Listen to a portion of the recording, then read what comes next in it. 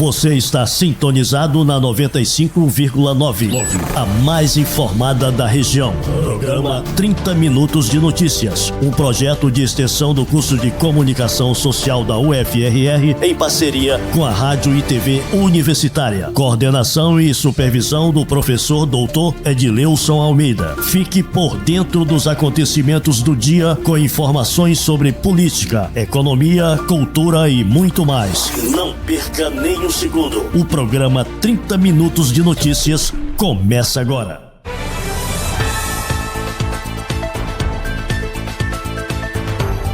Boa tarde, eu sou Ana Paula Lopes. Boa tarde, eu sou Edileuson Almeida. Começa agora o programa 30 Minutos de Notícias. Com muita informação e serviços. Você está na Rádio Universitária 95,9. Acompanhe a programação pelo aplicativo Rádiosnet. E pela internet em radio.ufrr.br. Anota o nosso WhatsApp 959-8118-8039. Aqui você ouve as notícias do momento em português e espanhol. Confira as notícias de hoje. Pesquisadores da UFRR fazem diagnóstico socioambiental no Baixo Rio Branco. Mais de 25 bilhões de reais do PIS/PASEP estão disponíveis para saque até o dia 5 de agosto. Pesquisa aponta que 60% dos brasileiros sonham em ter o próprio negócio. Peixes na Amazônia têm concentração de mercúrio acima do permitido. Você acompanha ainda a entrevista do dia com o Jodales Bravo. A entrevista será em espanhol sobre um projeto com a participação de jovens venezuelanos. Confira essas e outras notícias aqui na Rádio Universitária 95,9. A gente volta em 30 segundos. Programa 30 Minutos de Notícias. Programa 30 Minutos de Notícias. Pesquisadores da UFRR fazem diagnóstico socioambiental no Baixo Rio Branco. Desse trabalho, serão propostas atividades de extensão para atender às demandas identificadas nas comunidades visitadas nas 3 missões. Também serão desenvolvidos produtos como livros, artigos e um atlas do Baixo Rio Branco. Mais informações com Elane Oliveira. Boa tarde. A missão faz parte do projeto intitulado Estratégias de Ordenamento Territorial em Comunidades de Interesse Socioambiental. Essa é a 3ª missão na região para a criação de um banco de dados para subsidiar a questão pública. A equipe da Universidade Federal já tinha estado no Baixo Rio Branco em 2019 e em 2020, para conhecer as 16 comunidades ribeirinhas. O diagnóstico socioambiental vai ampliar o conhecimento sobre uma região rica em recursos naturais e culturais. Os pesquisadores fizeram a análise da paisagem, das atividades econômicas e das potencialidades para desenvolver produtos da sociobiodiversidade. O objetivo é subsidiar as atividades produzidas locais, além da construção do futuro plano de manejo das recentes unidades estaduais de conservação de Roraima. Elane Oliveira para o programa 30 Minutos de Notícias. O assunto agora é empreendedorismo. Pesquisa aponta que 60% dos brasileiros sonham em ter o próprio negócio. Os dados são do Monitor Global de Empreendedorismo. A reportagem é de Osama Elgaray, de Brasília. 60% dos brasileiros sonhavam em ter o próprio negócio no ano passado. O índice do desejo de empreender foi recorde, depois de uma queda em 2021, quando um pouco mais de 45% tinham esse sonho. Se compararmos 2022 com 2017, o percentual mais que triplicou. Os dados são do Monitor Global de Empreendedorismo, feito há 23 anos pelo SEBRAE, o Serviço Brasileiro de Apoio às Micro e Pequenas Empresas, e pela ANEGEP, a Associação Nacional de Estudos em Empreendedorismo e Gestão de Pequenas Empresas. A pesquisa mostra que em 2022, quase 70% da população brasileira adulta, de 18 a 64 anos, estava envolvida com empreendedorismo. Eram 51 milhões de potenciais potenciais empreendedores, ou seja, querendo ter o próprio negócio em 3 anos, e 42 milhões de empresários já na ativa. Os números, segundo o Sebrae, são positivos porque as micro e pequenas empresas respondem por 85% da empregabilidade no país, mas mostram também desafios, como a informalidade, de acordo com o presidente do Sebrae, Décio Lima. Dos 42 milhões, a metade deles não estão organizados dentro do sistema do micro e pequeno empreendedor, nem também são MEI social na forma da lei de 2009. É um empreendedor sobrevivente, mas ele não foi ainda construído dentro do ambiente daquilo que a gente chama da legalidade do trabalho que ele exerce. Esse é um desafio gigante para nós. A pesquisa analisou 49 países como Estados Unidos, China, África do Sul e Chile, e o Brasil ficou com a segunda maior taxa de potenciais empreendedores, ficando atrás apenas do Panamá.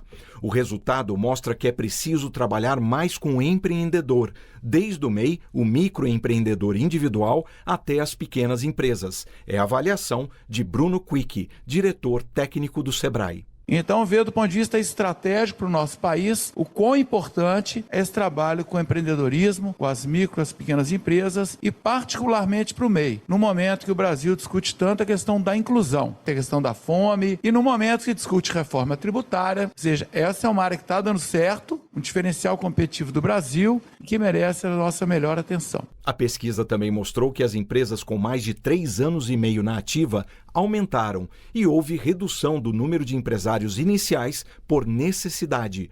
De acordo com o Sebrae, isso significa que a qualidade do empreendedorismo no Brasil melhorou e que a crise econômica provocada pela Covid-19 começou a ficar para trás.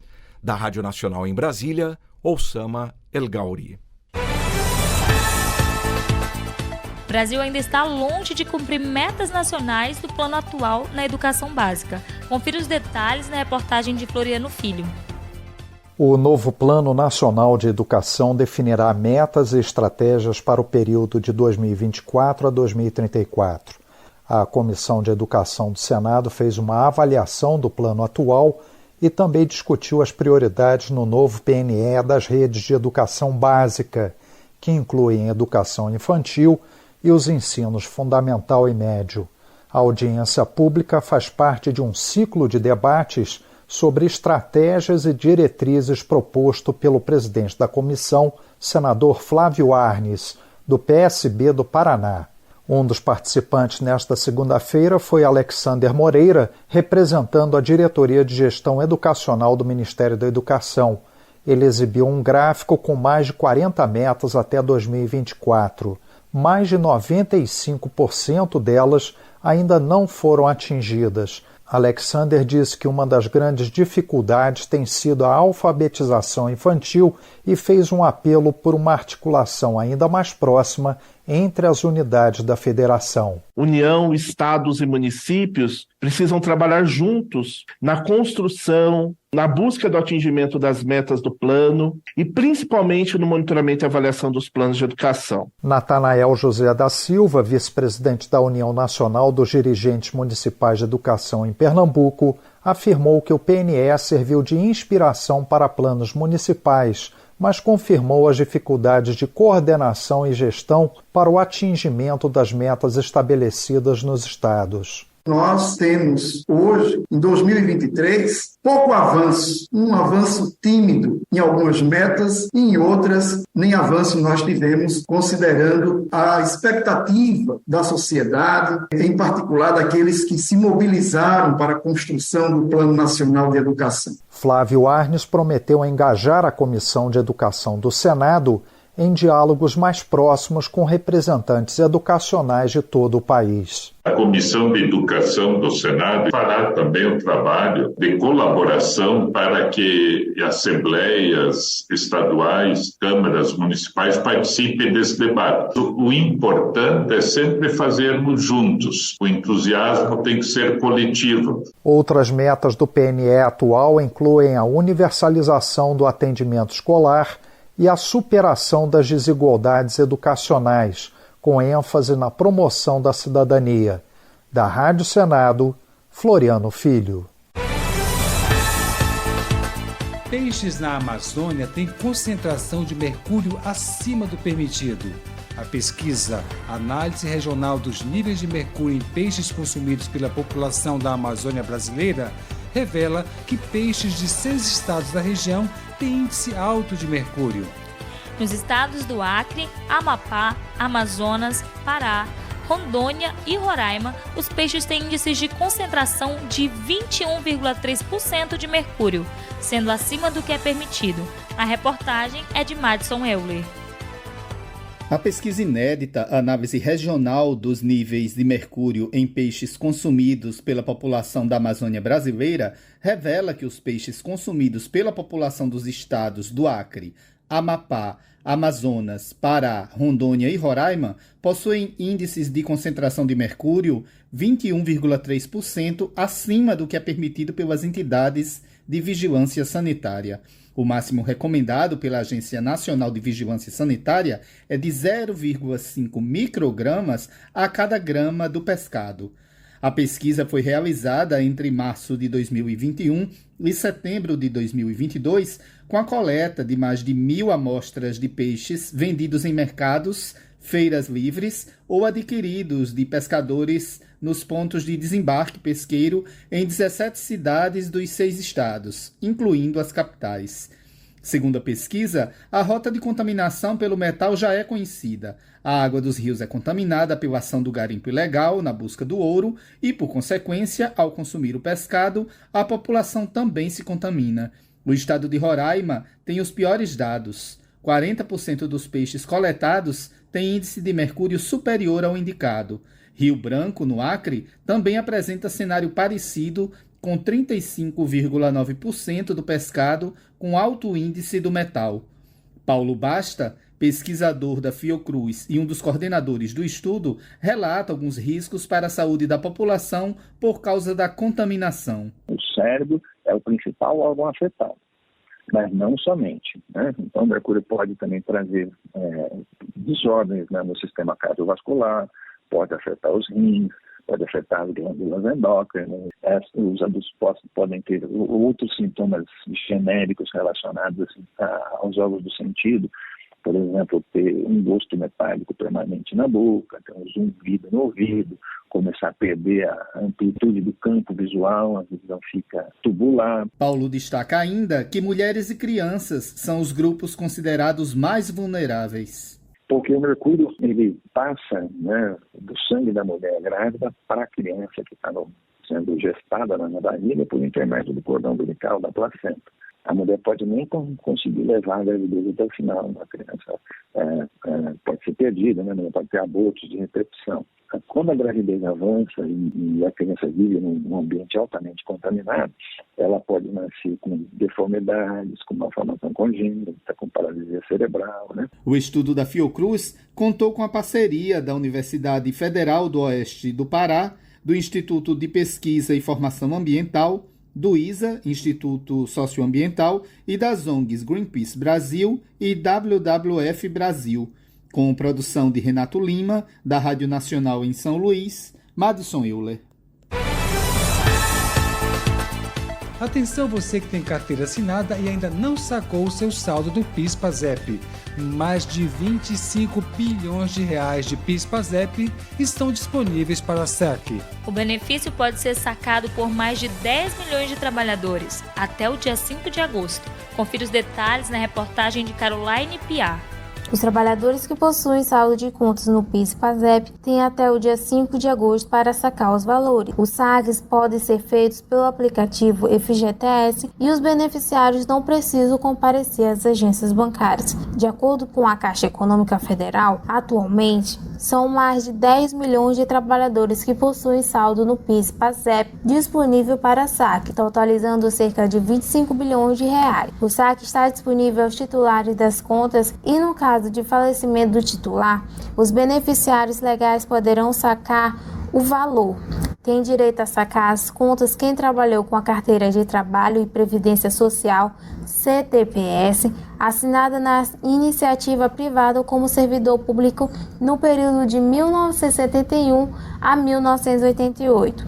Lembrando que, se o saldo não for sacado até o dia 5 de agosto, os recursos serão transferidos do FGTS ao Tesouro Nacional, onde os interessados terão até os 5 anos para fazer uma nova solicitação de retirada à União. E se você tem saldo disponível, não precisa ir a uma agência bancária para saber se tem direito ao saque. Os passos a seguir para o saque virtual é baixar o aplicativo FGTS, clicar na mensagem "Você possui saque disponível", depois clicar em solicitar o saque do PIS/PASEP, selecionar a forma de saque, se é crédito em conta ou presencial, e por fim, verificar seus dados e selecionar confirmar saque. Na opção de crédito em conta, o saldo será acreditado em qualquer conta bancária, sem custo algum. Em caso de falecimento, a pessoa herdeira pode acessar seu próprio aplicativo FGTS e solicitar o saque na opção Meus Saques, depois outras situações de saque e, em seguida, escolher a opção PIS/PASEP, falecimento do trabalhador. É preciso juntar os documentos solicitados e confirmar a solicitação. Para mais informações, pode acessar dentro do aplicativo FGTS ou ligar para o telefone 4004-0104. Caroline Piá, para o 30 Minutos de Notícias. Você está na Universidade FM 95,9. Confira depois do intervalo. Você confere a entrevista do dia com Diodales Bravo. Programa 30 Minutos de Notícias. Programa 30 Minutos de Notícias. E agora, notícias em espanhol com Diodales Bravo.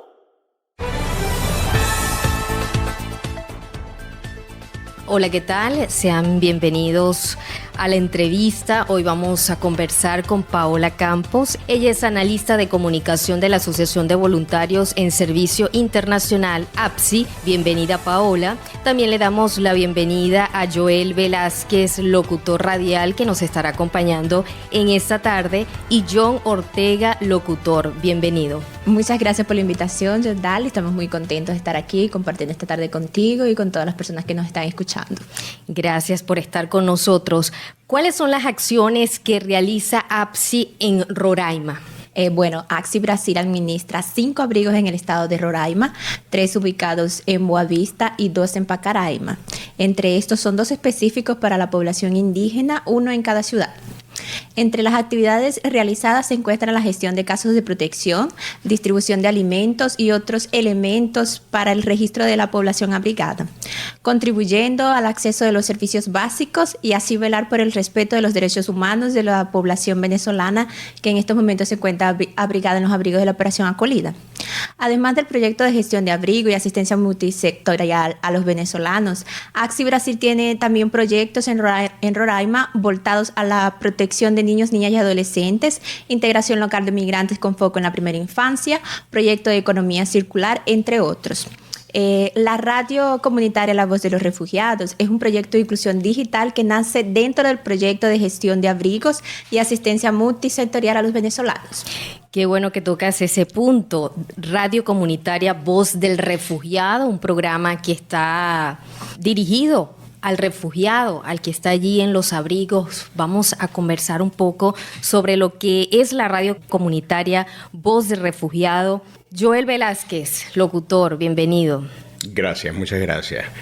Es un placer para mí compartir con ustedes en este programa, ya que hay bastante tela que cortar con referente a la radio La Voz de los Refugiados, proyecto piloto y de excelencia, porque hemos sido los principales pilares de la comunicación dentro de los abrigos.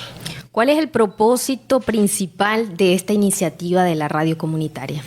El propósito inicial es evitar la desinformación, eliminar los rumores, el fake news, eliminar todo lo negativo referente a la información que tiene que ver con el migrante, porque muchas personas dicen cosas que al refugiado le interesa, pero son cosas que informaciones que no van, informaciones que lamentablemente son fake news.